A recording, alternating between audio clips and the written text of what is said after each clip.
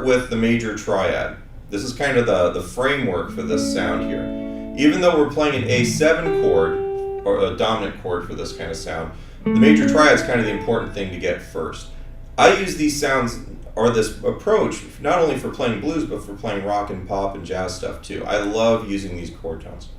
So the idea here is this is the root, this is the third note of the major scale, right? Because what we do is we derive our arpeggio from this major scale. So we got the first note, the third note of the major scale, and then the fifth note of the major scale.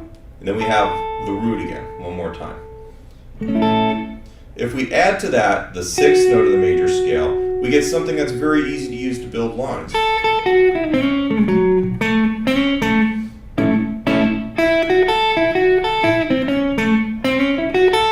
And that's where our example solo really starts off with, is this idea that we approach the major third from a half step below always. It's kind of a key part of this whole idea. 5, 6, and then the root.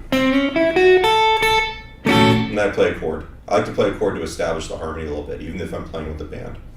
I do it again. All right, and you see all those chord tones are in there. This note right here is the minor third.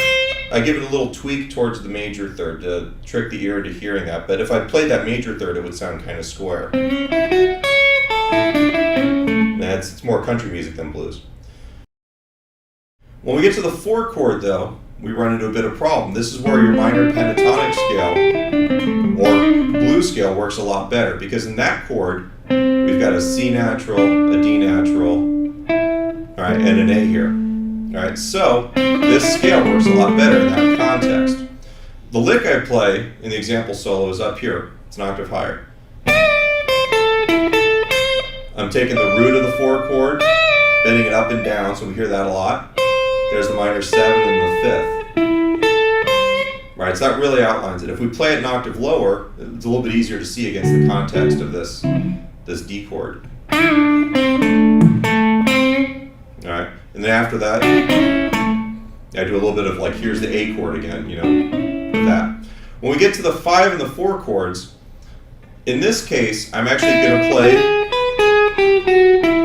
That is completely an E7 chord sound. That's the root, sliding up to the major third.